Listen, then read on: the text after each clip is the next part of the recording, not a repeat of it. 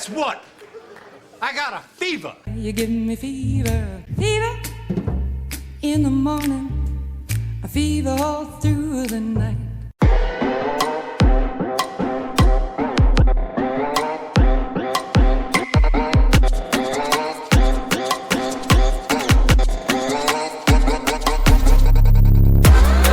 Okay, folks, welcome to episode 89 of the Dynasty Fever podcast. Please make sure you subscribe, rate, and review on the audio. Please show the YouTube channel some love. We have thoughtful conversations on the best Dynasty podcast that your league mates don't know about. Today is the episode 89, which makes it the Jericho Cotchery episode for me growing up as a Jets fan. But also in 1989, before we get to Jesse, we have to replay this Jets draft blunder. New York Jets, first round choice. Jeff Lageman, linebacker, Virginia. The Virginia linebacker Jeff Lageman in the first round of the 1989. Just the reactions from Jets fans are priceless, man. And for you, this is the we have two guys for 89 for the Eagles, right? Calvin Williams. Calvin Williams was Randall Cunningham's second target behind Arkansas Fred Barnett. And then, Chad Lewis was Zach Ertz. But before Zach Ertz, that was Andy Reid's original Philly tight end, white Philly tight end. If you put those guys next to each other, I don't think you can tell them apart, Chad Lewis and Ertz. And for whatever reason, I didn't remember the Chad Lewis part. I vaguely remember Calvin Williams. Yeah. He didn't put up huge numbers. I mean, he didn't have the talent of Ertz, but it's a good blocker. Randall Cunningham, by the way, I've seen a couple people comp Jaden Daniels to Randall Cunningham. Okay. I mean, physically, he doesn't even comp to him, but he does not have the arm strength of Randall Cunningham. There's no way you'll get me to believe that. If he did, he'd have thrown at the combine to prove it. All right. Well, if you are sick of the phrase free agency frenzy or free agency fallout, then fine. This episode is for you because it's funny, fuzzy, free agency, freaky funk, which is different.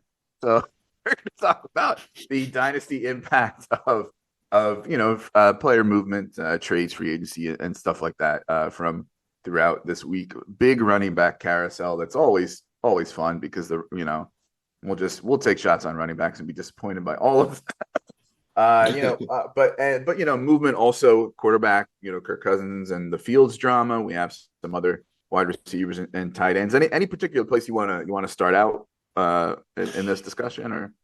Yeah, first of all, great to be back with you, Brian. Feeling good? Yes. Rested. Feel better than I was before. Happy to be here. Yeah. Cool. I want to start off with running backs because I think it's telling us. I think it's a clear signal that this running back class coming out as cheeks. So I saw somebody push back against that with a good point, and I forget the point. So now I want to go look it up. But go ahead. Yeah, I mean, it's just nobody expected running backs to come out and all of them get gobbled up right away like this. It wasn't like that last year. I mean, we didn't have all these big names on the market, but the market signaled that it wouldn't be like this. And obviously the league is flush with cash and quote unquote cap space. You know what I think about the cap. Teams are flush with teams are flush with cash right now. Owners are making more money. They made more money last year. That's why the cap went up. So they're willing to spend it. That's fine. I understand that. But when you look at the deals, with Saquon got 3 years, 37, that's top of the free agent market. That's not just, hey, we have a little extra money, especially from a GM not known to spend money at that position. Mm-hmm. Right? So to me, it's a clear signal. There aren't second round running backs in this I'd say, I think the cap going up and I don't want to say historic nature, but the the stature of this as a free agent class are also big factors. It's not just an indictment on the 2024 class. It's like we have these big names, we're flush with money, running back contracts are now getting cheaper and safer for us to do, and there's some questions about these 2024 running backs and 2025 is better. I think it's kind of a perfect storm. I just think, I think that if we had last year's class or the class the year before, there'd at least be a few of these guys floating around. A few of them would have gotten paid, but not all of them. No, I don't know though. And then, the deals did come down. We have a lot of quality. About an average of $8 million. Yeah. Old quality that teams are supposedly scared shitless of. So, like, the trend over the last, 5 years in a row is you dump your old running back and you draft a young guy and you save the money. There's no young guy to draft this year, so they're going out and giving guys 2 to 3 year deals that are really 1 year deals, and all of these guys most likely, except for Joe Mixon, I just saw that he re-signed with Houston. Yeah, he got an extension. Yeah. There's guaranteed money for 2 years. Yeah. Mixon, Barkley won't get cut, but like the Henry deal is a 1 year deal. The Eckler deal is a 1 year deal. They're 2 year deals or whatever, but there's no guaranteed money in the second year. Aaron Jones, Jacobs, I think there is guaranteed money. That was a real contract, but a lot of these guys will be back out there next year. Yeah, I think for me it was more of we've got this money. Here's some guys who are a safe bet, a known quantity that are now a value more than it's like we're scared. So let me lay my take on you. My take on this is that people are underestimating the need still for drafting running backs. And I don't just mean that in the way of like, well, everybody needs to round out their room. Nobody's running back room is complete. Nobody's backfield is complete right now. I mean, there are teams who are trying to be competitive this year who cannot go into the year with the backfield they have now, right? I looked at all 32 teams and I broke it down into 3 categories. I'm not going to go through everything, but there are 6 teams that I identified as like they're win now teams, and they either need like the most help at the position or they need like the higher guy on the depth chart. So they're most likely to spend the earlier day 3 or later day 2 draft pick. Then I highlighted in green win now teams that are maybe less need as far as drafting is not as urgent, but they still need it. They have some stuff in place, but they still need it. And then purple or pink was win now or they need even less help, that sort of thing, right? So for the Broncos are punting this year, so they were pink, right? So if you combine yellow and green as like win now teams that conceivably should be spending draft picks on running backs, I got 15 teams. That's half the league. All 32 teams need to round out their running back room. 15 of them, I think, are in some form of like do need to get a quality a guy as they can in the draft. That's half the league. You look at the Bengals, right? If you're the Bengals, do you want to go into can you get enough out of Zach Moss at running back? Yeah, probably. Do you want to go into chasing the Super Bowl with Zach Moss as the best running back on your depth chart? No, you got Chase Brown. Okay, I think Chase Brown is a better Zach back. Moss, and I think Zach Moss and the Chase two Brown. of them. You feel safe going into that after Zach Moss turned into Buffalo Zach Moss later in the season last year. You don't want to spend a third, a fourth, a fifth on a running back. I think I highlighted them as yellow as like a high need team. Then they might. I'm not saying they wouldn't, but no, I think they're a lot higher on Chase Brown than you think. I know. I understand that. I should have said Chase Brown. I even listed him first here on the doc. But the Giants, for example, let's pretend the Giants are competing for the playoffs because Daboll is coaching for his job, right? And has to eat one more year of Daniel Jones probably. Do you want to go into the year with Singletary as your 1A? It looks like they're going to. I mean, they have a lot of Put it needs. this way, that if aren't they do, they're running back. dumb. If they do, they're dumb. And that's no knock on Singletary. What I mean by that is what we saw with Singletary last year was a complete surprise. We knew that he was agile and a good football player and fit the zone scheme. We did not expect that many touches from Singletary. The Texans breathed deep a sigh of relief that he was around and gave them what, but they squeezed as a lot out of a 26, 27-year-old running back. And we've seen what happens the next year after that. If I'm the Giants, there's no way in hell I'm going in there with Devin Singletary as the top running back on my depth chart. I don't necessarily need to get somebody who's way better than him. I'm not saying, overshoot the moon or anything like that, but I don't feel safe. If I'm the Cowboys, I got nobody. If I'm the Bills, What are they doing? James Cook and Darrington Evans are the only running backs on my roster. Let's go back to the Cowboys. What are they even doing in free agency? Right. Like all these teams flush with cash, and you got this oil tycoon sitting around not spending a penny. It makes no sense to me. They've lost a lot of good players. They're negative 800,000 on the cap for what it's worth. But I think what's going on with them. So apparently Jerry Jones did this whole quote about we're all in. But it was this vague sort of roundabout. We've seen something from players and contracts and blah, blah, blah. Rich Eisen reported that what he heard was all in means we're making Dak play his walk year and prove it. And go ahead, And so I don't know that they want to put all their chips. It's not an all in, we're putting all our chips in to win the Super Bowl. It's we're playing chicken with Dak, making him play his walk year. And win with what we can afford. I'm not saying it's a good thing, but the overall point is I highlighted them in yellow. You're telling me that they wouldn't drop a draft pick on a Trey Benson, a Jalen Wright, or even a Will Shipley to catch some passes. Really? Oh yeah, I think the Cowboys are primed to take a running back. They don't have the ego to not compete. If I'm the Giants, though, back to that situation, they're obviously building their defense first for whatever reason. Even though Daboll's an offensive coach, maybe it's that Daboll is because we don't know this man. Maybe he's the McDaniels type that thinks he can win with whoever. That it's just his scheme that'll win. I mean, if that's the case, then you got ego problems and it's not going to work. I mean, he had Singletary in Buffalo, so he knows Singletary intimately.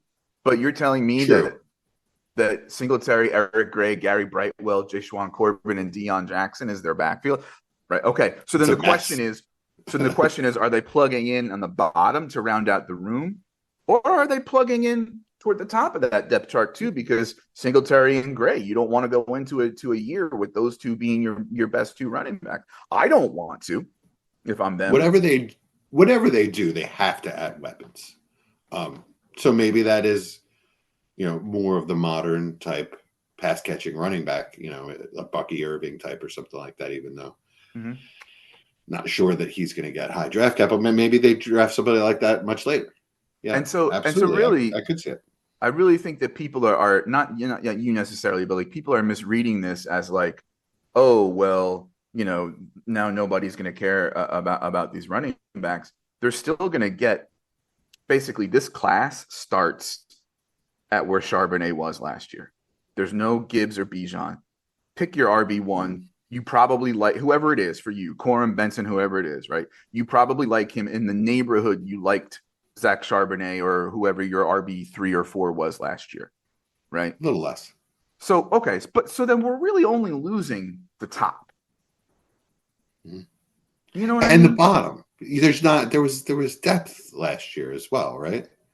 Yeah, but I mean, if you're a team, there are really only 3 or 4 backs that I care about in this entire class. All right, well then I guess that's kind of where we're kind of apart then on that. Yeah. I just have been, as you know, I gave you a little homework for my show. Focusing on flaws, and that's what I've been doing lately, and it just feels to me that out of every position in this draft, the running back flaws are the most glaring and the most damning. I don't know that I disagree with that really, but I also know that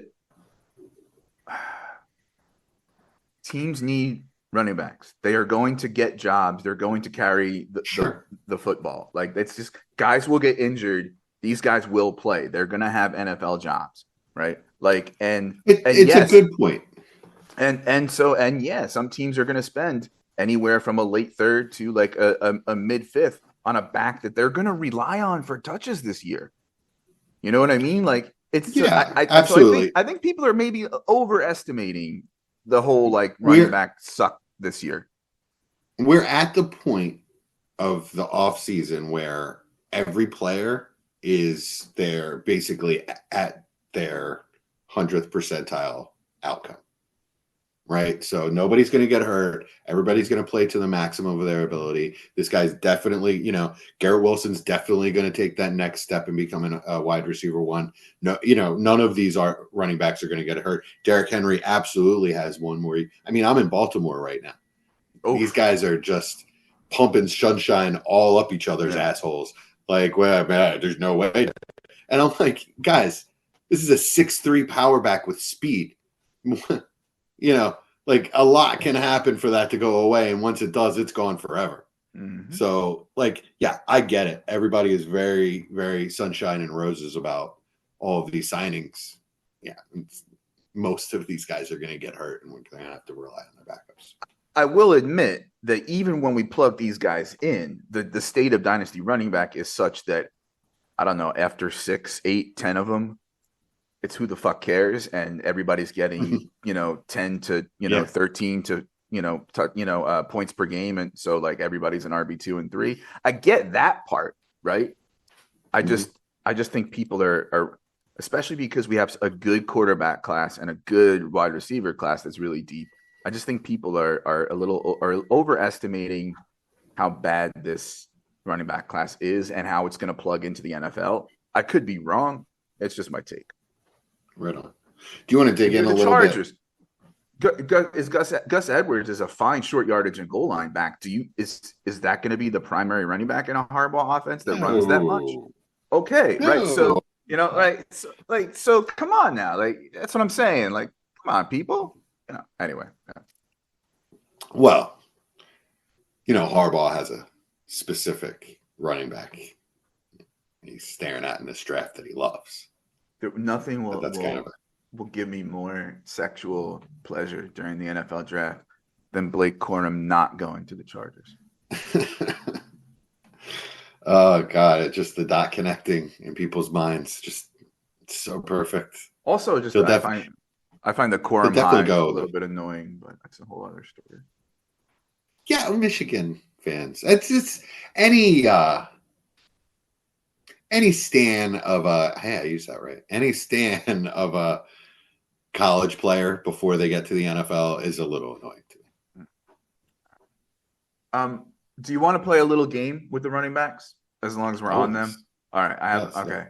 So I took a look at the running back rankings that you sent the other day, and they might have changed, but I just took a look at just to see where you were at. And first of all, I was surprised because I thought we agreed that Benson was your Zach Evans this year, but no, sir. Marshawn Lloyd's your Zach Evans. Correct. Oh, okay. All right. Well, you're wrong. So Benson is the Zach Evans. Okay. Actually, they kind of both are. All right. So Benson goes pick 101, early fourth, to the Carolina Panthers, who have, Chuba and Sanders, and I think they might have brought Blackshear back. I got to scroll up in my doc. Okay. Corum goes 21 picks earlier, pick number 80 to Cincinnati. Who do you take? Oh, Corum.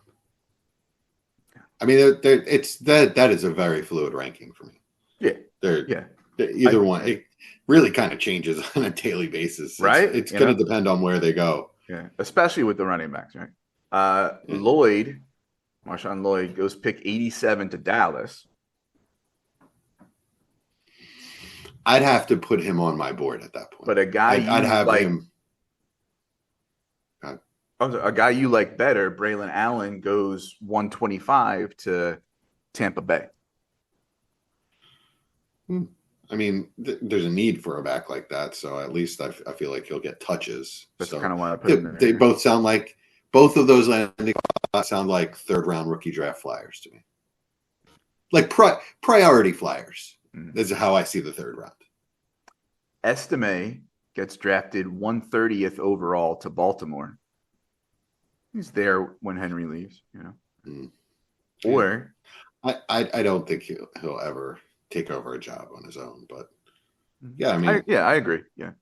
Or he'll be a Thunder. Or Lightning, Jalen Wright goes 11 picks later, but to the Giants, who don't have that kind of back on their team. Yeah, obviously Jalen Wright actually fits Dable's offense pretty well too.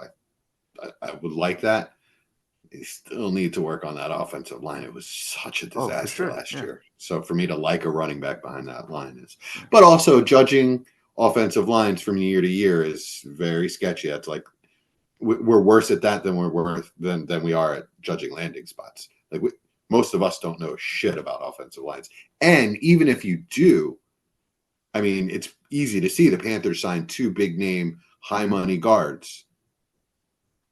There's nothing that says that's going to work out week 1 or ever, but normally an offensive line takes a few weeks to gel. I want to ask you about the Rams, who are also beefing up their interior and moving a really good guard to center so that they just have 3 monsters right in the middle there, right?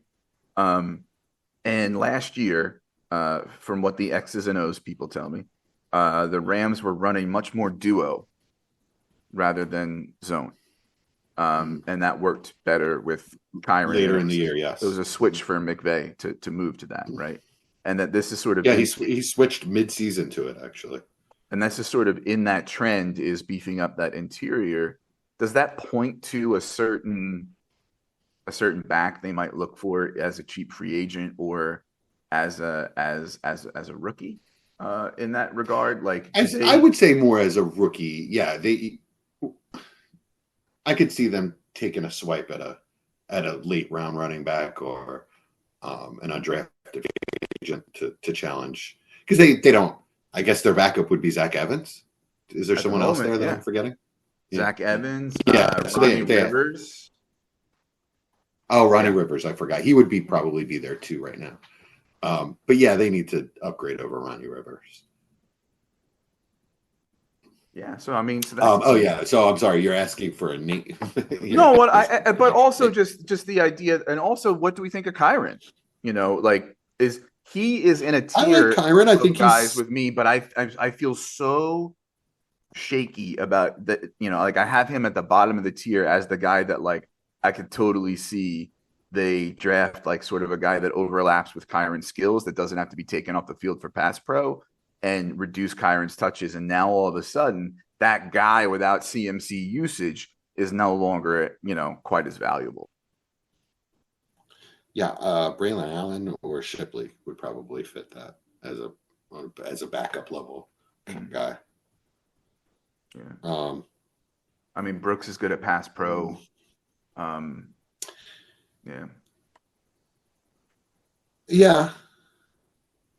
Yeah, Jonathan Brooks is a thought, but I just don't think that they'll spend that high of a pick on a running back. They got hella picks this year for once, but all of them are 2 of them are before 83. The rest Oh, are. wow. Okay. Yeah. Yeah, they got a lot of compensatory picks. All right, so I guess I kind of pounded the table and expressed my running back take. Where do you want to go next? Well, let me just ask you this: now that we discussed it out on a high level, can we focus in? And are there any running backs that you actually like the fit and you would trade for in Dynasty? out of these new landing spots? Yeah, sure. We should talk about like the fallout from the movement, right? Let's see. Trade for now in March. That's a tough call.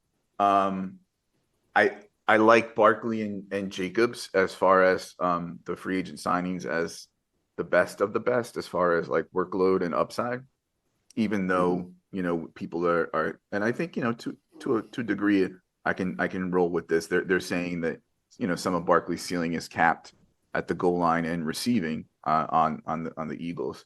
I like them the best. I think that's a new offense though. It's a completely new offensive coordinator. It's Kellen Moore now, so we don't know what they're going to do. Yeah, and there's no Kelsey for the tush push, and I think people, right.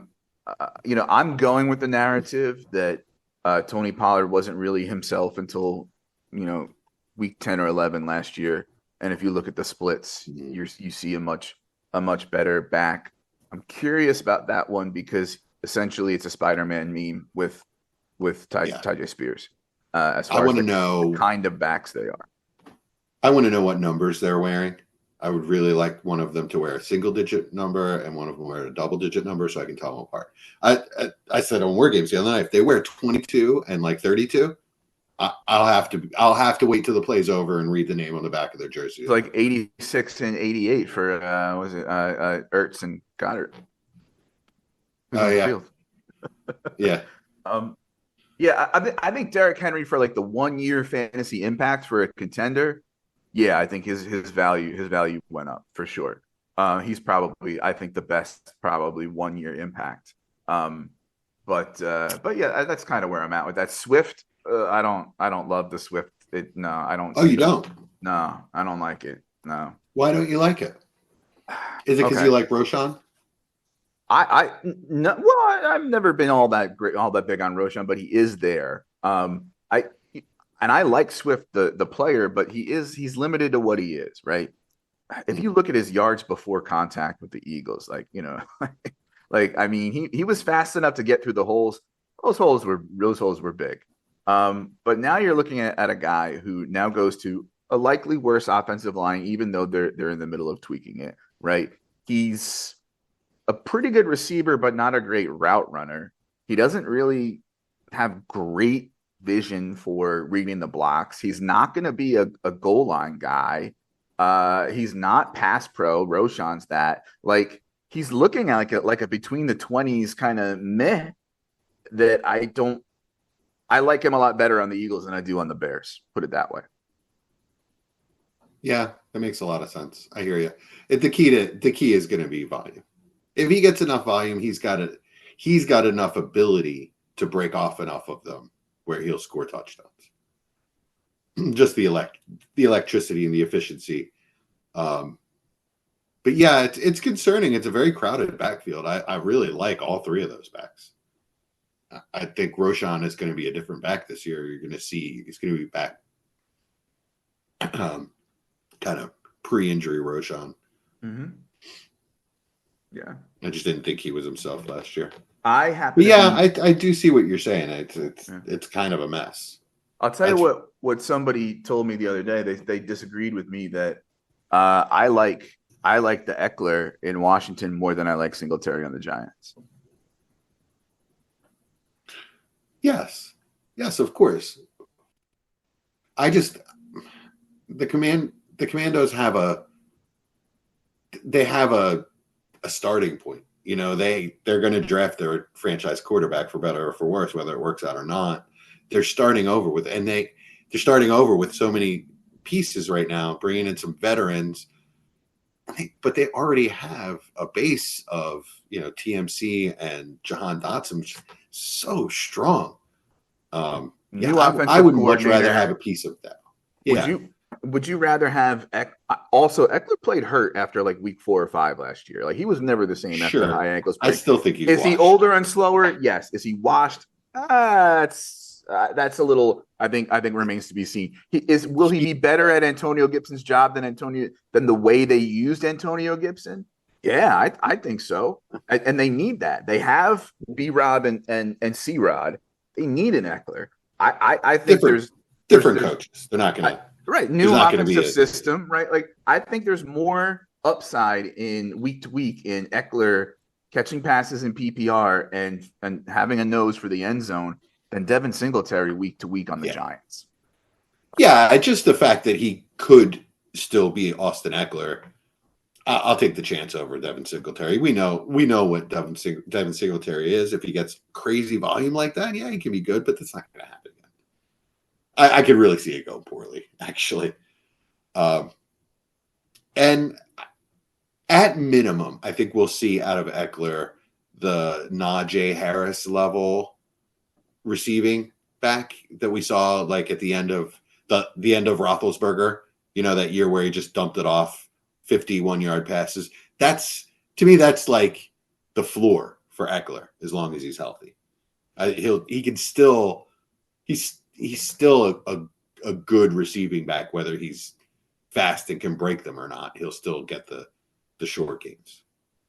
So what about you as far as these running backs and dynasty value and fit and that sort of thing? Anything stand out to you? I love the Jacobs fit. Absolutely love the Jacobs fit. Absolutely love Mixon. Both of those I think are just amazing. They're both going to eat in those offenses. I am very conflicted fantasy wise on Saquon. So maybe it's that I'm too close to it. But I can't name another team outside of the Niners that have like a top level player at every position the way the Eagles do on offense.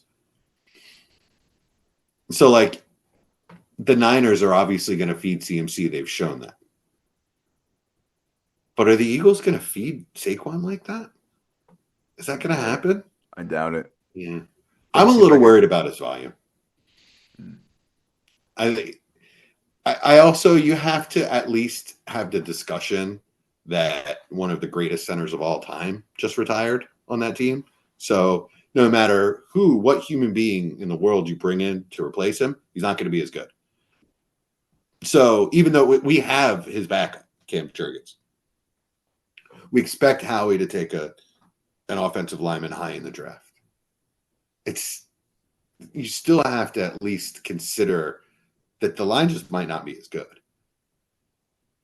So you can't just automatically check that box like you would with an Eagles team, like great offensive line.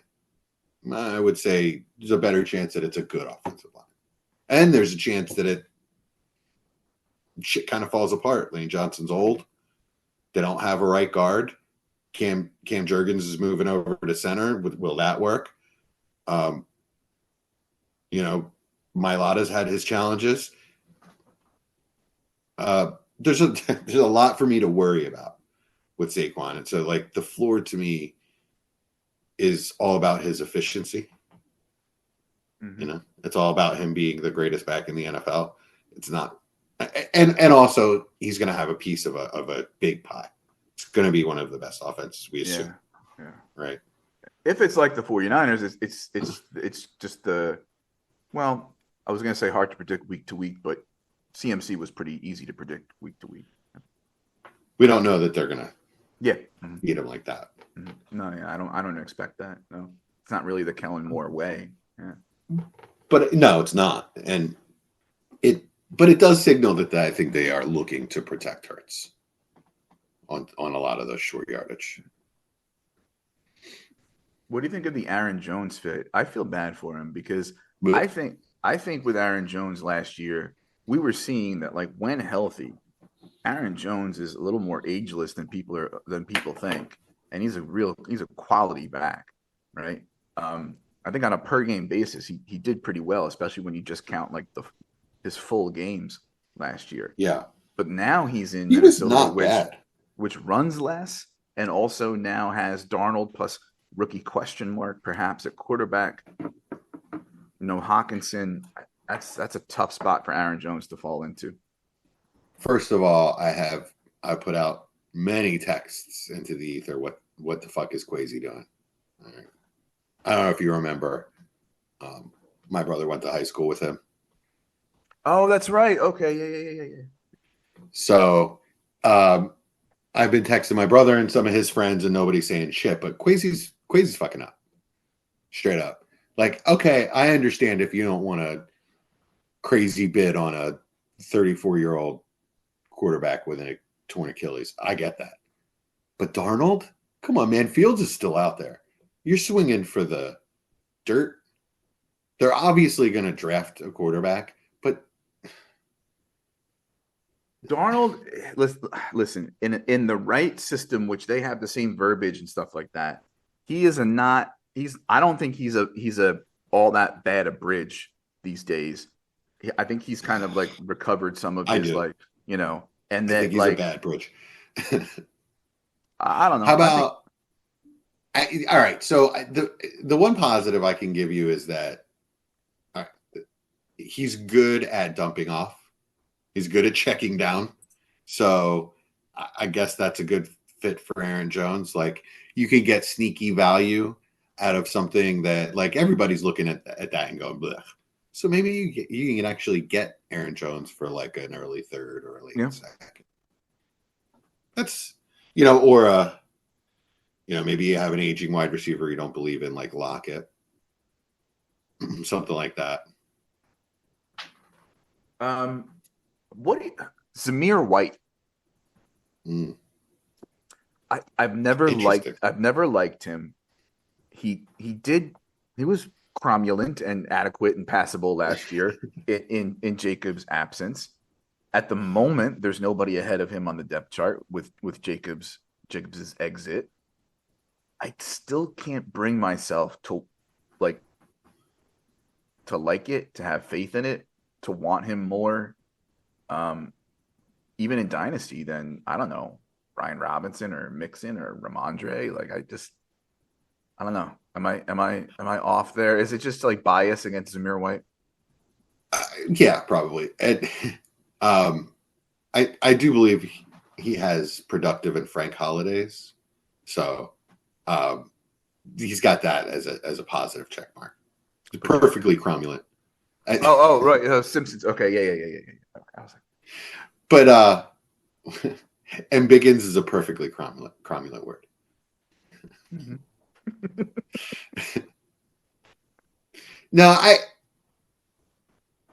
mean, he was a Debbie Darling, and then he fell off the face of the earth, and then he gets drafted late, and then he sat for a whole year. We didn't see anything from him, and then all of a sudden he shows up and he's good. I guess sometimes the journey doesn't matter, and when you see a guy that's good on an NFL football field, then he's good, and you go with it. He's young. I was getting him for like a second last year during the playoffs because it was relevant. I wouldn't pay anything for Zamir White and expect him to have the job for more than 1 year. And there's still a very good chance that they take a running back. Anybody could take a running back. Yeah. I don't. There's still running backs in the draft, even though I spent some time dogging them. I mean, there's a lot of guys in this draft better than Zamir White. I mean, and targets, at least from a pedigree standpoint. Targets are earned, carries for the most part are given. It's like, oh yeah, you have a pulse. Okay, here, we'll hand you the ball. And I mean that's kind of the way it works. And so I guess like this also brings me to the question of startups versus existing leagues, right? So like in an existing league, I think you look at running back and you're like, listen, if I'm not contending, I don't care. Give me I'll toss in Ty Chandler and Elijah Mitchell and Amari DiMercardo, and I don't give a fuck. Like I just need bodies there. Like who cares, right? And then like you really only want the running backs for the most part if you're contending. And so then I think it becomes like, do I want a Saquon, a Jacobs, an Aaron Jones, a Joe Mixon, or Alvin Kamara, Derrick Henry, and David Montgomery, or do I still care enough to say like I don't know, like I prefer a little younger guys like Rashad White and DeAndre Swift and Zamir White and I don't know those. Yeah, I don't know. Like does it really? It's just like this whole bunch of like, blah, who cares? All right. So first of all, shouldn't be running back shopping this time of year. Well, nobody should be. I'm saying when you're shopping. Yeah. Yes. So once we start shopping, just wait as long as you can. That way, you guarantee that you're trading for a healthy player when you trade for him, when you need him. But yeah, I mean, I think it depends on what you think of the mid to late second round of this rookie draft. Mm-hmm. Yeah. So if you see a lot of wide receivers and running backs in that range that you like, then you probably this discussion probably isn't for you. You should probably hold your picks and take this. If you see it as I see it, that every year you get into the late second round, you get some very flawed prospects. And oftentimes those aren't even the guys that hit. It's the guys that are sprinkled through the third, fourth, and fifth that hit. It's very difficult to find those guys. Hit rates on late second rounds are very low. Why don't you just spend that on a Joe Mixon that is good if he's healthy? Sure. Mm-hmm. So it just depends on how you like to build your roster. And really, I have 20 different rosters that I'm going to build 20 different ways. So just depending on what that roster needs in particular. If I'm thin at running back, I might go spend a second round. Like I'm coming out of a Devi rebuild, right? So I'm wondering if I might be able to snag a couple of those guys, because you know how a Devi depleted draft is. Like, I would say the higher picks are less valuable, but the later picks are a little more valuable because now guys are really getting into the Devi guys that they want. So they might pay a Joe Mixon for, like, say, 2 4th Devi round, a third and a fourth Devi round or something like that. So it's scary coming out of a rebuild, trading for an old dusty player, but if you can do that in season, it's not a bad strategy. I don't see there was a clear running back market last year of guys that I thought would be good, younger guys that I thought would be good for this year and beyond, like Etienne and Swift. I don't really see that this year. Startup. So what I think is interesting is now bringing this idea of the veteran running backs, the down rookie running back class, and sort of just, the way running back is treated in general, bring that into the startup. But then you also bring into the startup, for a lot of people, wide receiver 10 to 22 really doesn't matter much, right? Mm-hmm. And I'm wondering how those things fit together, right? Because on the one hand, the move is, I don't need to take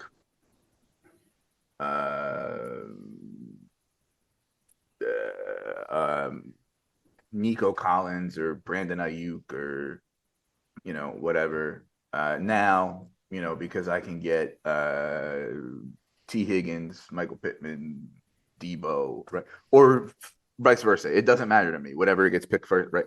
So you're taking that into a startup and saying, okay, like I'll but then, so who are you going to pick? Like, you're not going to pick Tony Pollard or Josh Jacobs instead, are you? Like, I don't know. And maybe you just go with a win now build. I think the move might be to trade up from the rounds where you would get like Tyreek, Devonta Smith, Brandon Ayuk, Jalen Waddle, Nico Collins, DJ Moore, T. Higgins, like trade up, secure that second quarterback, and then because you can afford to skip those receivers because there's more later. Yeah, but I don't know that it answers the running back question. It doesn't. I don't know. I honestly, these days, I can't bring myself. I haven't done a startup this offseason, but I can't bring myself to really do anything but just punt running back. That's all I'm going to do, and just take them when I have to and fill in, and just that'll be my position that I'm constantly working on. That's fine. Yeah, but somebody in the draft is going to get a Jacobs or a Barkley or a Pollard or a Mixon. at a good value, and they're you know what I mean, and it's going to be Well, productive for them. Like, if why it falls to shouldn't me it at be me? You know what I mean? if it falls to me at a point where I like Barkley better than the wide receiver, I would be taking over him. Yeah, absolutely. You know, if it's a third wide receiver or fourth wide receiver versus a number one running back, then yeah. Or is this where the Choice young tight ends could be come more in? obvious. Like I was talking about earlier this offseason how because tight end is now deepening, it's not as much of a wasteland. That's going to change how people approach it in a startup. But if we're all playing chicken and not wanting to draft running backs, and we're all playing chicken and saying that tier of wide receiver 10 to 22, I don't care. And we're all playing chicken and saying, I don't need to, whatever, spend on McBride or Laporta because I can get, a Mayer and a Komet, Komet, Njoku. a Kincaid, Goddard is constantly disrespected. You can get him for a song. Then who the fuck are we drafting? You know, like then you're left elevating bad quarterbacks, Will Levis. You know, and I don't get it. I just don't get it. So yeah, that's so I almost want to do a startup just to see how that plays out because I've been thinking about that, been a little curious about that. Right on, I get it. I don't want to do a startup, and I have not been curious about that. It's the first I've thought about it. Yeah, I've held off so far. And if there's ever an off season to not do one for me, for all sorts of reasons, it's this year. So we'll see. Yeah, I don't think I'm going to do one this year. Yeah, oh. I'm sure I'll get roped into one. But to do that, I'll have to quit another. You want to talk about Kirk Cousins, Justin Fields? Sure. Apparently, I hate Kirk Cousins. So yeah, you do. I didn't know that I did, but then we had a podcast the other night, and apparently because I wouldn't pay a first for Kirk Cousins, I hate his guts. I mean,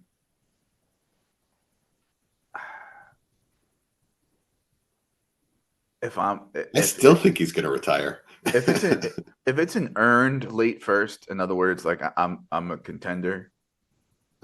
Sure, I'll give you the 111 for fucking Kirk Cousins, right? Most contenders don't have that. Right, yeah. But other than that, I'm trying to get away with not doing that. I mean, he's 36 coming off the Achilles, and as much as it's wheels up on Drake London and Kyle Pitts and stuff like that, overall, I think his weapons aren't quite what Justin Jefferson, Hawkinson, and Addison were. It's debatable, at the very least. What does it do? What does it do for London and Pitts? So are those guys immediately at the point where we need to sell them now? I mean, the time to buy them is certainly gone. Sure. But I mean, are we like 2 first for Pitts again?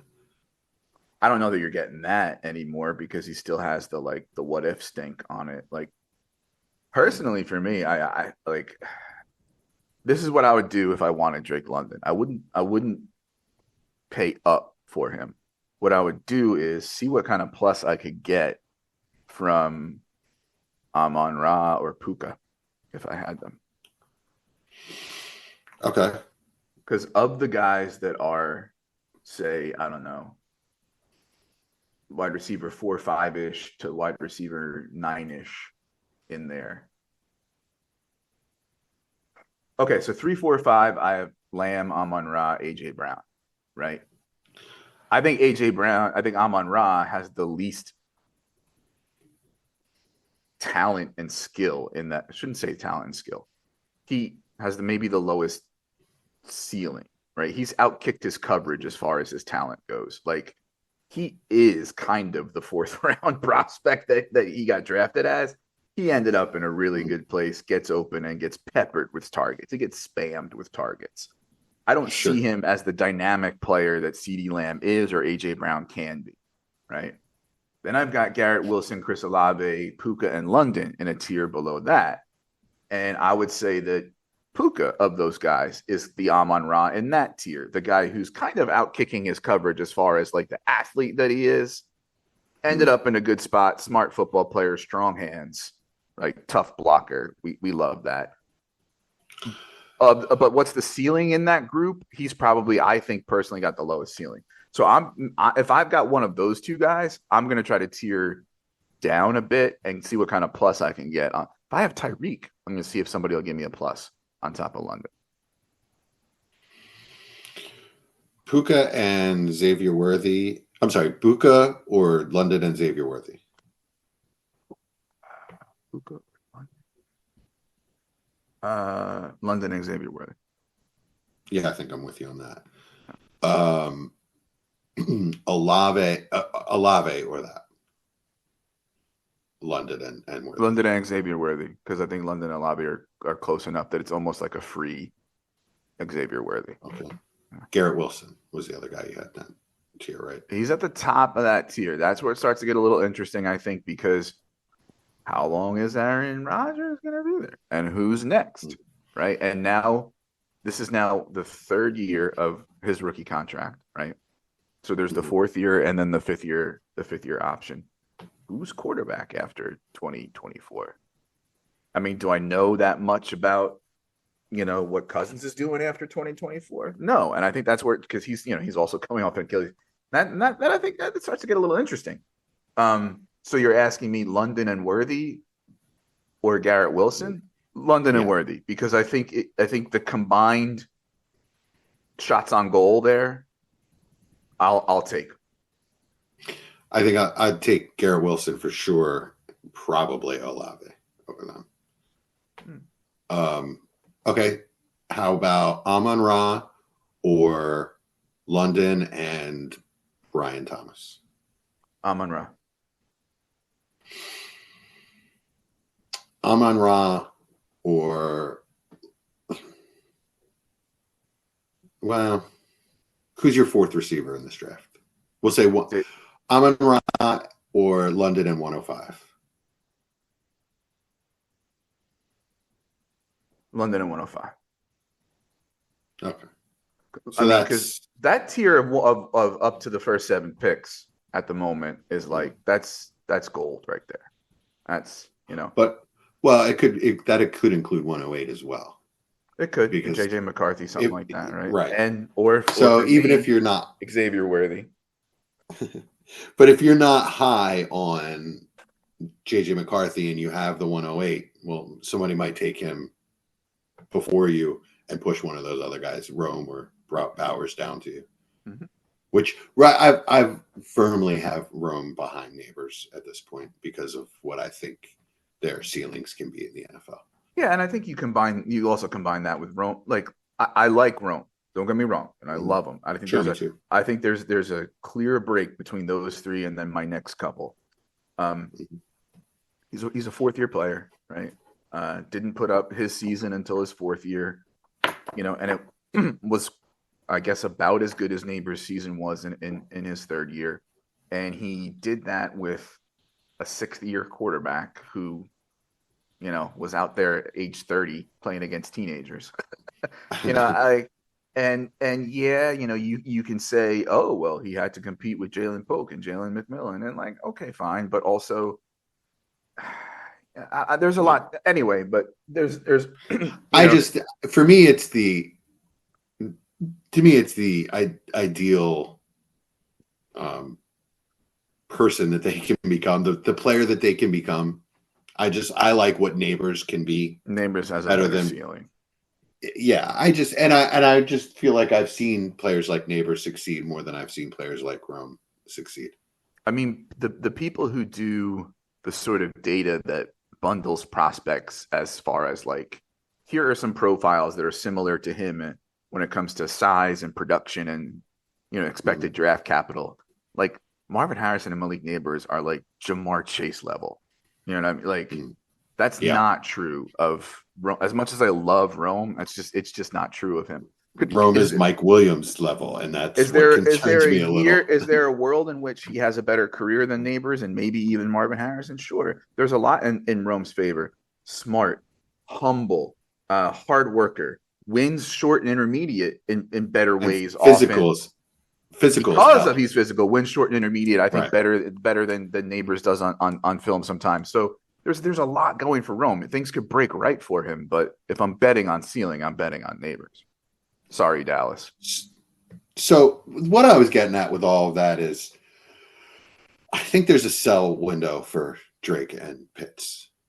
You might have for Pitts, you might have to wait for him to actually be on the field and producing for people to fully buy it, to fully cash in on the Pitts hysteria that I think it's going to slowly build throughout the off season. We might not be quite there yet, but it will. The problem is what happens after Kirk Cousins and how long does Kirk Cousins last? And does he even come back at full strength as fast as we need him to? And that whole tier, like Puka's got Stafford, Olave's got Carr. Not a whole lot of quarterback stability in that group. Yeah, it's true. All right. Oh, well, you're underestimating the targets that Darnell Mooney and Rondell Moore are going to take from. All right, so I know that I'm a Fields apologist. What are we doing with Justin Fields? Like, I understand that, like, the market dried up and why it dried overplaying, up. I overplaying understand your all hand that. badly. But I Ryan also Poles is a mess. I also know that this is not as much a Fields thing as it is a perfect storm thing, because like, in what other year would this happen where, the team has this guy entering his fourth year, that we may have to pick up the option. We may have to re-sign to a second contract. He's had mixed results, I'll admit, but certainly has shown flashes despite the organization doing all they can to ruin his career. But then they also have this 101 in their hand. Like, this doesn't happen often. Like, this wasn't supposed to happen with Carolina. Carolina was supposed to have a fairly good season, and this wouldn't be the conversation. And then you put into the other moving parts, like the Kirk Cousins free agency and other things that are sort of conspiring to fill up these spots where Pittsburgh will be like, sure, YOLO, I'll take a year of rust before I have to decide on Fields. Like, these sorts of things. And sure, the market's drying up. It's a perfect storm. I understand that. And it's also a Bears thing, as you said, Poles overplaying his hand. In the end, my whole take was, well, worst case scenario, he ends up in Seattle, Pittsburgh, or somewhere where he's going to be a 2025 starter. Doesn't look like Seattle's on the board anymore after getting Howell. Not that he's going to be the 2025 starter, but they're certainly not trading for Fields now. Is this going to be a thing where, this was my prediction, is that everybody's kind of putting things in place, moving quickly to either drive down the price on Fields or not have to make the move now. And then everybody's going to do their draft night mad scramble, Denver, Las Vegas, Minnesota. And when all that stuff, somebody's going to, plan A is going to fail. And that draft night gambit is going to fall through. Then I think they're going to turn to Fields. And it might be Minnesota because they have the least good other option, unless you think Darnold's better than Minshew, So. It's a debacle if you pay a free agent quarterback $10 million or more, meaning Darnold or Minshew, and then trade for Fields and have to pick up his option. Right. That's an absolute debacle. Yeah, you can't do that. So I just feel that those two teams are off the board. New England is still in play. Drafting MHJ and getting a young, high upside quarterback otherwise is definitely tempting. It just depends on their evaluation of Drake May. Especially when you have the soft landing of a competent and cromulent Jacoby Brissett if the young quarterback doesn't work out. I would probably trade for Fields. At this point, it's probably you can get it done with a fifth and a pick swap or something. Like, they're desperate to save some face and clear the path for their new quarterback. I would do that, and because you're going to have the much higher percentage hit in MHJ for 10 years, right? I'd rather, definitely have that. And then maybe I have a good quarterback as well. rather than maybe just I have a good quarterback. I'd rather try to, I'd rather try to do it. Yeah, I didn't But think too much about New England, but you're right. Yeah, people don't want to put Both him of them have there merit. because they still have the hangover of like what a Belichick culture is, and I don't know that they think of Fields as a Belichick culture guy, even though he kind of is. But Belichick isn't there anymore. You know what I mean? He's not a like, bad guy. He's a hard worker. he doesn't have like it. Like, I understand that he may not be like a Sean Payton quarterback, but like but like, yeah, Oh I didn't God, think that would be such a disaster. I didn't think of New England as a spot, but that's a spot. And I think also I want to throw in there for folks who may not be thinking about this, and this is my little conspiracy theory that I was telling you. Not really a conspiracy theory, but Caleb gave like no medicals at the combine, right? You know, just from a cover your ass perspective, if you're Ryan Poles and you trade Justin Fields before you have as much information as you can about Caleb, that's probably a dumb move. Yeah. And so they haven't met with Caleb yet. And this whole thing is working against the Bears and Fields. I just think that people are turning it into an indictment on Fields a little too much than an indictment on the situation. Trading down is still on the table for them. It's everybody else in the world that has ruled that out, by the way. Yeah, you're right. I mean, you know, but when everybody else says, everybody at the combine said, you know, it's the smoke starts to, you know, but it's lying season. So yeah, It's lying season. Wouldn't that be great? Wouldn't that they keep Fields and trade down? Oh, that'd be beautiful. What if Poles didn't know what he was going to do until he heard the offers for Fields? Mm-hmm. And maybe he didn't hear the offer he wanted and said, "Screw it, I'll keep him. What do you give me for 101?" Right. And this was what we were talking about in the chat when I was, you know, pushing your buttons about, you know, me being a communist and talking about asset management, right? If you have in your hand, your left hand, a dollar bill, right? And you have in your right hand 50 cents. And somebody says, "I'll give you a quarter for that 50 cents." Tell them to fuck off. If somebody says, "I'll give you $1.50 for that dollar," now you have $1.50 and the 50 cents. You have $2 instead of $1.25 in the other scenario. That is trading down from the 101 to build around Fields. Yeah. You know, and that the problem is, all right, so in your scenario, the only thing that makes that makes you want to keep that dollar is that if it's a rare misprint 1932 like Denver Mint where the pyramids cockeyed a little bit and it's worth more than $1. You know, maybe it's worth $10. Mm-hmm. So if that's the case and Caleb Williams really is this franchise saving quarterback, then and you traded him away, your fans will murder you for the rest of your life.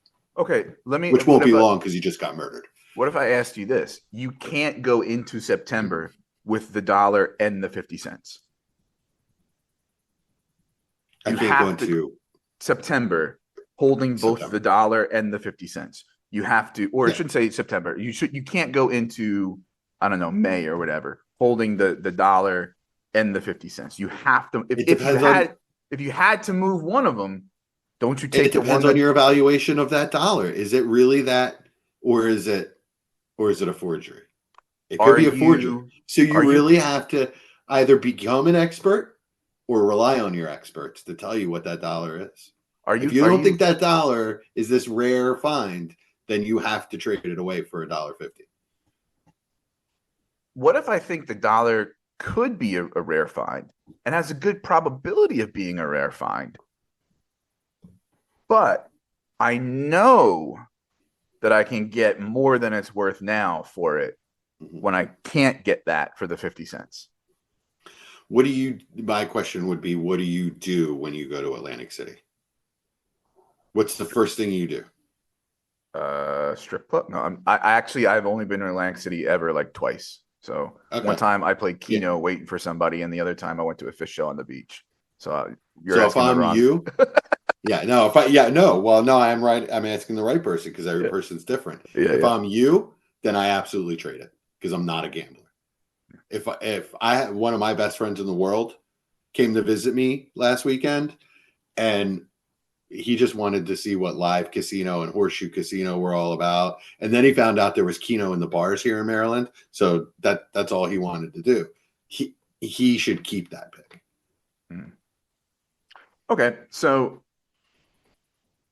back to reality. Justin Fields at today, what's the price? Is he getting to the point now where, for you as a dynasty manager, not as an NFL GM, is he worth? What's he worth to find out? What's he worth to say? Maybe he lands somewhere, and in worst case, he starts 2025. Who, Fields? Yeah. Will people panic sell at a mid to late second? I think that's within a range of outcomes. I think my take is that in most leagues, if someone has had him this long, you'll probably have to add a little more to that. But I think that would be doable in some leagues. Yeah. Could I get him for Gardner or Darnold plus a third? Probably not. I mean, people were advocating on Twitter today that, that the Titans are giving Levis a real shot. So now he's worth the late first that you won't give up for Cousins. I mean, Levis is worth that. All day, all night. He just got his wide receiver 1. He already had his wide receiver 2 and 3. Ooh, we got to do a whole 4. other we have to do a whole other episode now on Levis. 2 lightning running backs that he can throw to. Oh, stop with this. Stop with this. Oh no, I like Levis. Oh Jesus Christ. I can't. We can't take me down this path. You have to go to bed because you have to wake up at 5 a.m. We still haven't even talked about Colby Parkinson. Okay. Point taken, but all right, would I grit my teeth and squeeze my butt cheeks and pay the 110 for Levis? Hell no. But he's worth that in this market. Okay, fair. I sold him after his first game for Pop Douglas in 2 seconds. I wouldn't pay that today for. Oh, I would, depending on where the seconds were. All right. Eddie, let's talk about some wide receivers. There's been some trades, some cuts, things like that. T wants to get traded. Pittman's got the extension. Who knows where Mike Williams lands? Ridley seems to be a mystery. He might be worth talking about. I don't see it as a very good place for him. I don't see him as being worth much more, really anything more than he was. Will they use him a little better than Jacksonville might? Sure. Does he have less overlap with D-Hop's skill set than he did with Kirk's skill set? Absolutely. Can he beat press coverage? No. Is he almost 30? Yes. Is he overrated? Absolutely. I don't like I have him as dynasty wide receiver 37. I see no need to be excited about him being in Tennessee, but you seem to disagree. No, I don't actually. I'm thinking to myself, I can't argue with the goddamn point you just made. Deontay Johnson gets open like it's his job because it is. That's what Bryce Young needs as an anticipatory. And they signed, like we said earlier, they signed 2 big beefy boys on the inside. Now you get a singular voice running the offense. He did wonders with a mediocre quarterback last year.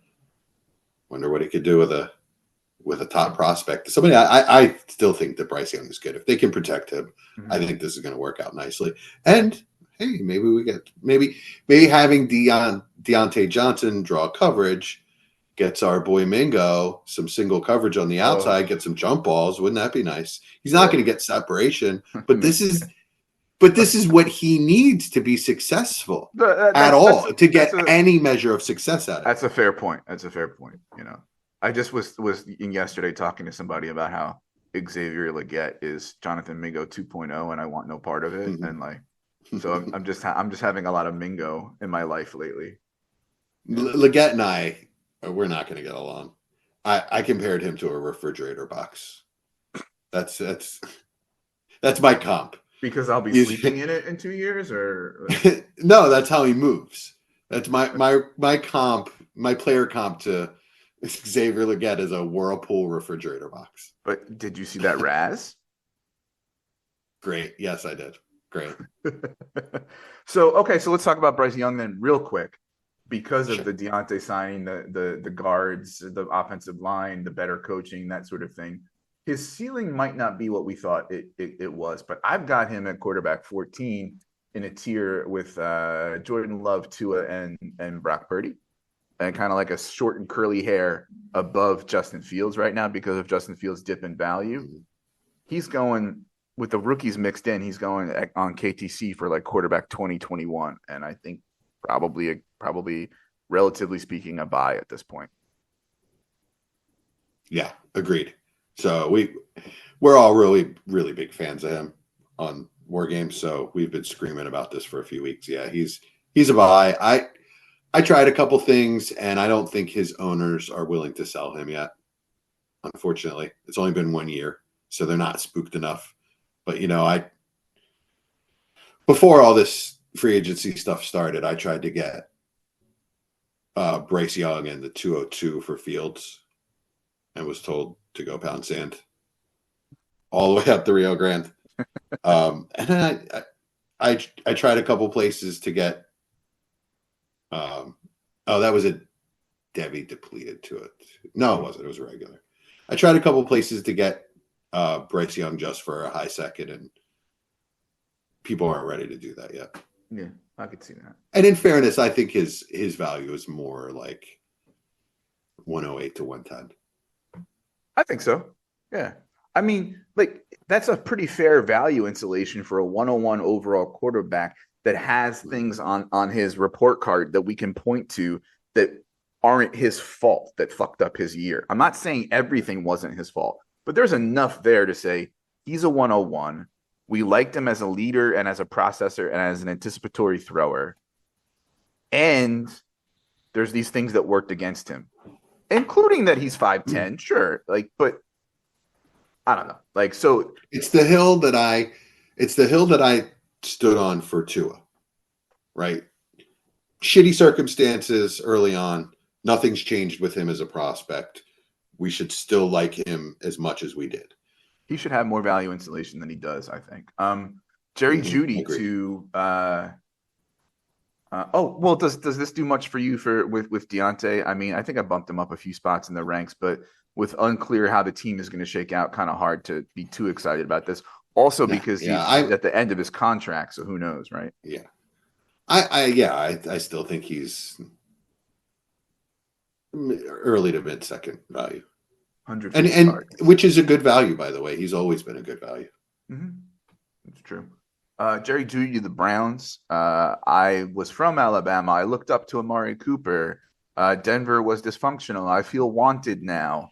I'm not quite as good a route runner and separator as people think. I'm a little more sizzle than steak. But I could probably beat out Elijah Moore for the wide receiver 2 on the team. But Deshaun Watson's my quarterback. Well, let's go to the route running part. So we got a lot of people out there running their mouths, right? You got Stink Schlereth, an offensive lineman, running his mouth about Jerry Jeudy's routes. Then you see, I can't remember who the wide receiver was that just absolutely annihilated Schlereth. It might have been Burleson. I'm not sure. But there's one of the former NFL wide receivers that's now an analyst that played for the Broncos. Just absolutely annihilated Schlereth's knock on Jeudy. He actually called out the routes that Jeudy was running, and he said straight up, you don't have Jeudy running choice routes. It's just not what he does. You put Jeudy on the outside and you let him eat outside the numbers, and what he said was he'll be a 90 catch over 1,000-yard wide receiver all day. And I agree with that. Sean Payton's offense last year was just, it was like an insane person was trying to run an offense with, it's just, he had a quarterback that only likes to throw outside the numbers, to simplify it.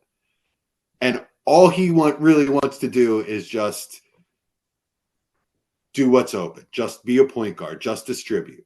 If it's over the middle, throw it over the middle. If it's outside the numbers, It's not really what Peyton loves to do, but and that's all really Russ. That's how Russ cooks. You got to roll them out.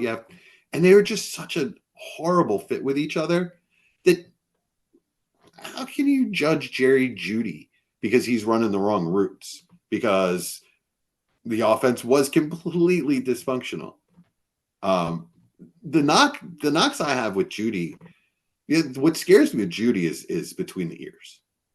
Yeah, that's and and some injuries. And he's had some injuries. Is he a knucklehead? It's not like this started when Sean Payton got there. Right. Yeah, that's a good point. Yeah. So he might be. I don't know. Amari Cooper had the same kind of label earlier in his career as well. So maybe he's got some advice for him. I'm sure that they're very good friends. He's still got all of the ability in the world. And if he can get it squared away between the ears and clean up the hands a little bit, he could be what we always wanted him to be. What's the price to find out? 2 seconds?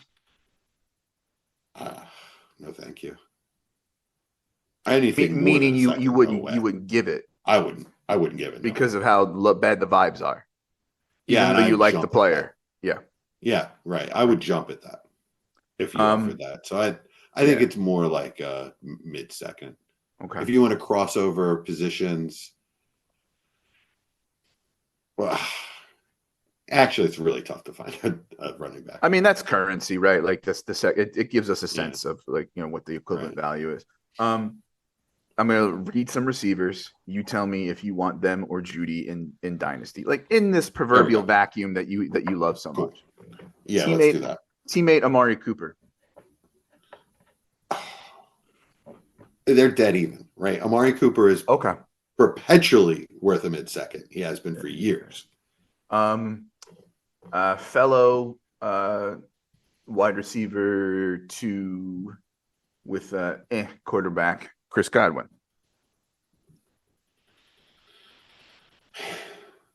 I should. The right answer is Godwin, but I like Jeudy more. You've always liked Jeudy. That's why I'm doing this. Yeah. Calvin Ridley. Deontay Johnson. Deontay. Our boy, J-Mo. Ooh. Similar guys, huh? Same college. I take J-Mo because I don't think he's a knucklehead. Contested catch clown that everybody seems to like more than I do now. I don't know why. I guess Russ Moonballs or something. George Pickens. I'll take Pickens all day over Jeudy. Jahan Dotson. Christian Watson. Oof. I probably have to take Watson. Former teammate now appears to be poised for more fantasy production, but they're going to probably be punting at least 1 year. Marvin Mims. Yeah, I'm pretty low on Jeudy. Nuke. Jeudy. Yeah, DeAndre Hopkins. Okay. Mike Williams. Jeudy. Jacoby Myers. Those guys are dust. Jacoby Myers. I'm sorry, Jacoby and Myers. Yeah. Probably Jeudy. Former teammate Cortland Sutton. Guy who just got traded plus a 206 for Jeudy that I heard about on a podcast, Dontavian Wicks. Ew, I don't want Dontavian Wicks. I would still take the Wicks in 206 though. At cost, I think he might be the Green Bay wide receiver that people are going to end up wanting. Tennessee's new big slot to use him like we used him in Arkansas, Treylon Burks. Jeudy. All right, Khalil Shakir, Romeo Dubs, Tyler Lockett, Curtis Samuel, Rashid Shaheed, Tyler Boyd, Quentin Johnston. Anything? Well, now's the time to buy Quentin Johnston, by the way. So I out of that group, I might take a stab. I mean, I basically just read you my wide receivers 35 to 57, and it was a pretty mixed Judy or not. It's just kind of another blob of, we'll see as far as receivers. Yeah, a few of those guys I'm probably higher on than you are. Yeah, probably. Speaking of Khalil Shakir and Curtis Samuel, surprisingly to me, just signed with the Bills right before we started recording, which kind of like, not that he's the exact same player as Shakir, but when I think about like how There's far, a lot of like overlap. when I think about like the ladder where they are on the usage tree, and where I think about like the area of the field and the types of touches, there's some overlap. There's a Venn diagram where him and Kincaid and Shakir kind of, there's overlap there, and I'm wondering And how James messy, Cook. I'm wondering how messy it's going to be. Very. But there's still no legit outside receiver. Diggs is looking. I don't want to say the word. Oh, washed. is he still there? I forgot he's still there. Washed because like I'm 46, like and I have my ankle brace and my dad bod, but like I don't know, like, It's hard to say. Yeah. It's hard to say what was him and what was just the offense changing. Yeah. So that was a curious signing as far as wide receivers go. I went back and looked at some Diggs at the end of the year because that was a discussion, and I couldn't tell. It's hard to tell when they're not throwing the ball to him. It's hard to tell if he's, there were times that I thought he was open. Mm-hmm. Yeah, and people were talking about like his lower ADOT, and that like when he was frustrated, he also might have not been, giving 100% on some routes. I don't, I can't get inside a guy's head, but it certainly looks like it's not as bright a future as. All right, so I thought it was set in stone. They were going to get rid of him in the offseason. It hasn't happened. It's surprising. Yeah, I think he's gonna. I mean, they say publicly that like, oh, he's our one and we love him, which could be a kiss of death, but we have nothing to tell us otherwise. So where the heck is Hollywood Brown gonna play? KC. That would really bump up One his landing value. spot is still out there, isn't it? That would. So yeah, it would. I heard today that they offered more for Deontay Johnson than the Panthers did, and the Steelers told them to go below. You're not getting our wide receiver. Wait, the Steelers told the Cardinals that? KC. Oh, KC. Oh, okay. KC offered more for Deontay Johnson than Carolina did. And this is the word that I heard, that the Steelers were like, no, we're not helping you, KC. Yeah. All right. Okay. So maybe they have to. Because they were trading him for next to nothing anyway. So if it was like a 4th, 5th round swap, who cares? Everybody, a 5th, 6th round everybody swap. wants to give Hollywood to the Chiefs, and I get that, but here's where the conversation I think is a little different from the running backs, right? Because I came into this offseason thinking Hollywood Brown is going to be this year's Christian Kirk. People are going to overpay for like a guy who's like not quite a 1A on his team, that like really shouldn't be the wide receiver 1 on his team, but could be if you had to, and he was going to get overpaid. But now we have this flush wide receiver draft class where if I have a late pick like the Bills or the Chiefs or the Texans or even Jacksonville at pick 17, why am I giving money to 175-pound Hollywood Brown with a chronically hurt foot when I could draft Xavier Worthy, Brian Thomas, Adonai Mitchell, Lad McConkey? Mm-hmm. Is Hollywood going to be hanging around a lot longer than we expected?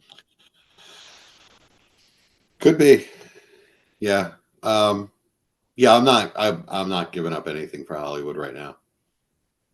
He could easily be just and just his history, despite his ability, his history tells you that he's never really going to put it together and have that high-end wide receiver 2 season that you think he's capable of.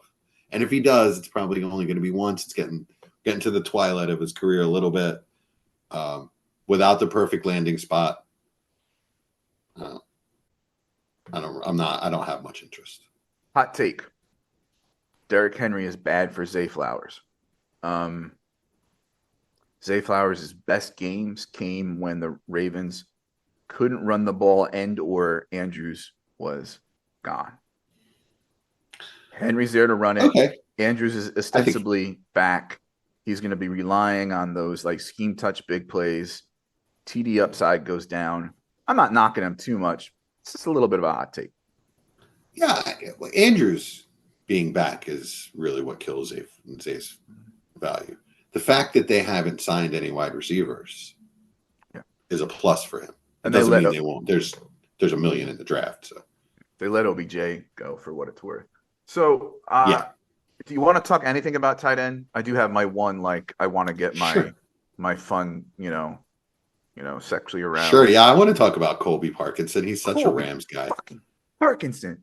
All right. I don't know why. It's just like he's just he's just the guy. He not like a Jelani Woods or whatever. He's my fascination. He's my low key favorite dynasty ad from this entire free agent thing that happened. I just went and added him in like a bunch of leagues last night. So he walks into a situation where the Rams they do run a lot of 11 personnel, but they did run some 12.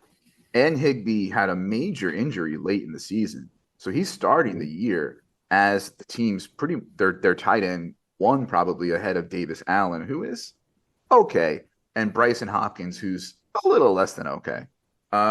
Came from a team that they say loved using tight ends, but they loved using them so much that like they ran a lot of 12, and like him and Disley and Fant kind of all cannibalized each other, and there wasn't much to go around. He's a big guy with underrated athleticism and a solid blocker. Red zone, TD upside. If you can get Colby Parkinson thrown into a trade, or if you can get him for $2 on the waiver wire, or get him for a third and a fourth or something like that, go out and do it. I'm flag planting on Colby Parkinson as being the surprise of dynasty free agency. Man, is he a Brian Ford kind of tight end? Just giant, big as hell, kind of athletic. I bet you like golden retrievers, don't you? Like I love golden retrievers. Except they shed too much.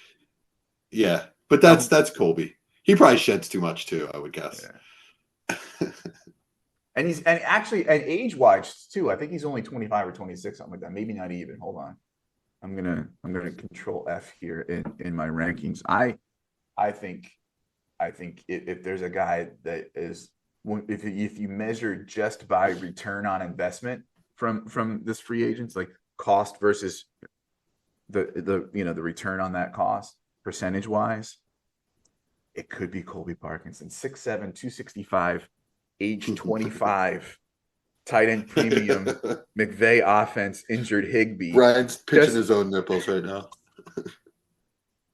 On camera. All right. So, yeah. So, for pretty much all of the reasons that you like Colby Parkinson, I like Fant. Oh, yeah. Right? Oh, yeah. So now you got two guys gone, right? It's always been a three-man rotation at tight end. And when it wasn't, when the other guys weren't there, Fant looked pretty good. Mm-hmm. So I've always loved Fant. He's always been a good athlete playing tight end that just never got enough volume. And we see what happened with Evan Ingram with that story, right? Yeah, they've stuck with him long enough that maybe he's turning into a football player. And I've also always loved Lamp. Loved what? Throwing that Lamp. I love Lamp. I love Lamp. Oh, wait, that's Anchor, right? When somebody's all right, drunk or something, or brain damaged, or I love Lamp. He's dumb. Yeah, okay, all right. Yeah. I love Lamp. Anything else? When I said I love Fant, it just felt like I love Lamp. Do you want to talk about Jonnu, Gesicki, and Irv? Okay, but talk a little bit more about Fant. We kind of told that story. I think a lot of people were saying, "Oh, wait till he leaves that Seahawks situation," but the Seahawks situation left him, right? And now he's okay. And they're making signals that tell you they want to pass more. Yeah. I think, people are still, I think at cost, I think, why not get a shot on goal on Gesicki, with Burrow. I like Jonnu out of that group. I like the landing spot. But the team never uses the tight end. Like, I know the Bengals don't use the tight end, but Miami really doesn't use the tight end. But he's fast as hell. He's just fits that offense perfectly. And he's a guy I'd love to have at the bottom of my bench that, shit, I need a tight end this week. Fine, I'll throw Jonnu in there. I mean, who's the guy, Smeagol or who's the tight end that they kept using last year? Tanner Hudson? Tanner Hudson was a I think he's better than DFS Drew player for a few Sample. weeks. Yeah. I think he's better than those guys. You know what I mean? So, like, you might get some actual on the radar kind of numbers. And then, of course, the new Travis Kelce, Irv Smith. It's hilarious. I just traded for him. You want to hear my Irv Smith trade? Sure. Yeah. I traded Cam Akers for Irv Smith and Devin Singletary. Wow. That's actually... It was sent to me. I've never had a weirder smash accept in my life. It is like it's a smash accept, but it's a weird one. Yeah, I see what you mean. Yeah. I mean, I get it. Is that person saying I can I'm not going to contend. I can afford to wait a year on Akers.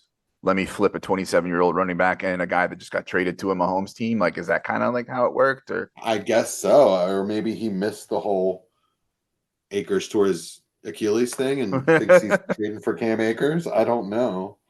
Or maybe it was a low ball offer for what he thought was a healthy player. I have no idea. I just took it.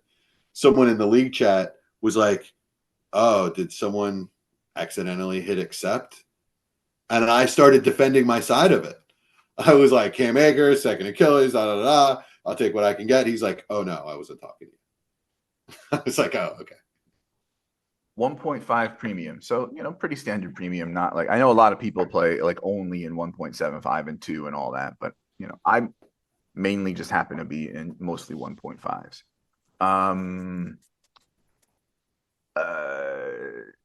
Jonnu over Gesicki. Yeah.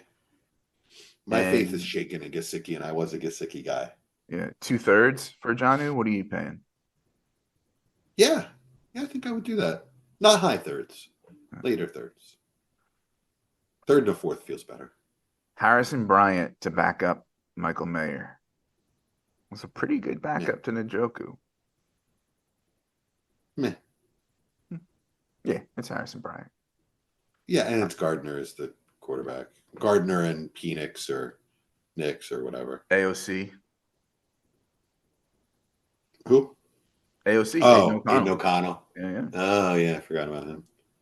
They're probably still good. There's a good chance they take a quarterback still.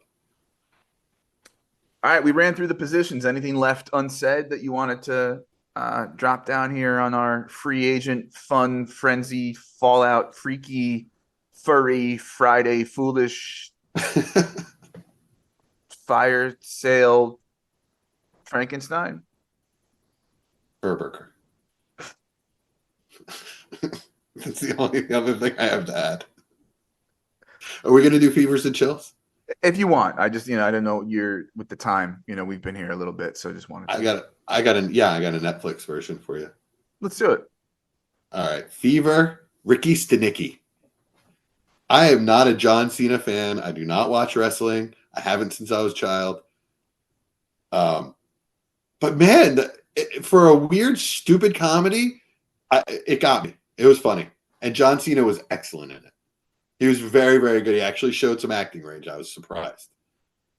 Never heard of it. He can be very funny. Yeah, it's a Netflix original. So check it out.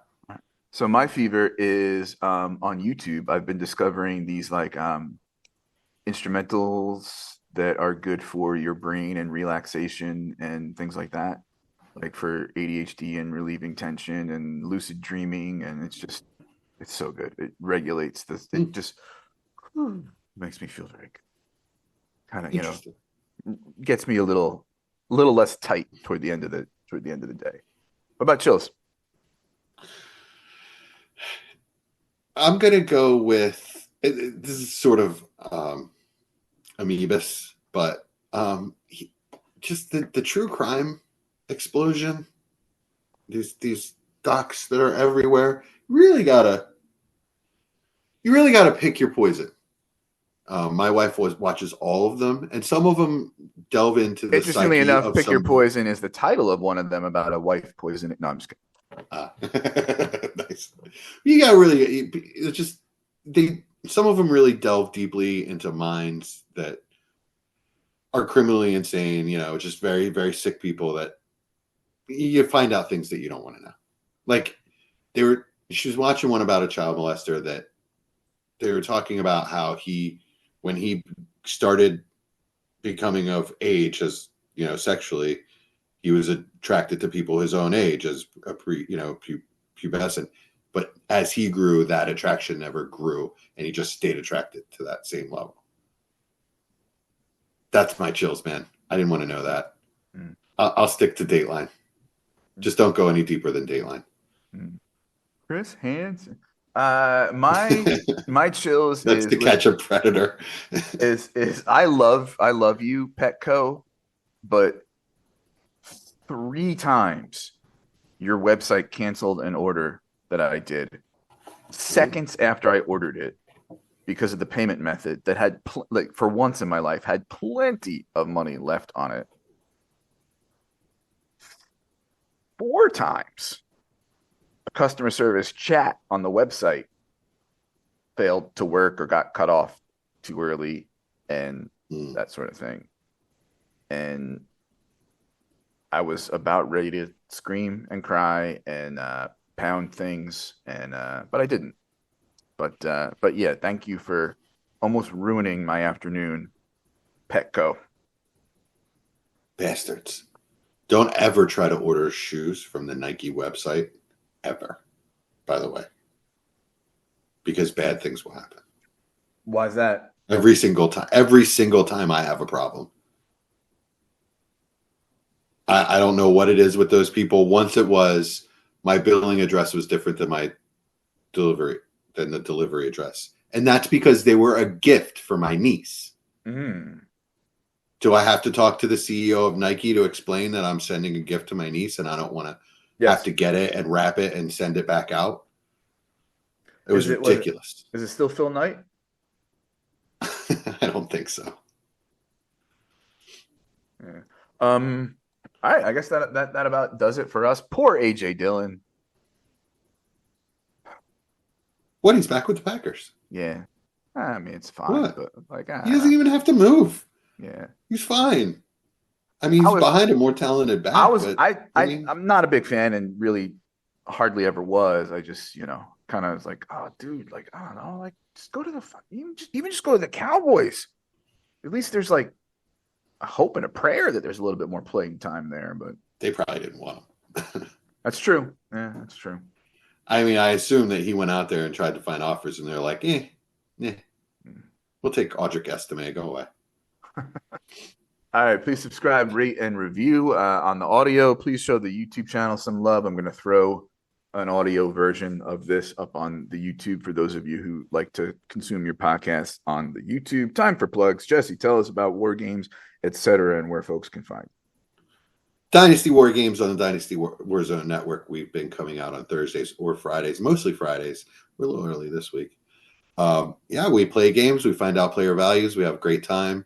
We put you on the spot. Brian, are you coming on the draft extravaganza again this year? I think so. Is it night 2? Yeah, night 2. Friday night. Yeah. Awesome. Yeah, so join us for live coverage of the draft on for rounds 2 and 3. And you can find me at ffjunkie_ on Twitter. You can find Jesse at Jesse_WZ on the Twitter that he does not check. Articles and rankings up on goingfor2.com. Been doing some rookie profiles, working on my Lad McConkey one now at the moment. And with goingfor2.com, I do a Saturday night podcast live, 7:30 Eastern, every Saturday. Dynasty Saturday Night 5 with Josh Walker. And that's a wrap. Thanks for listening.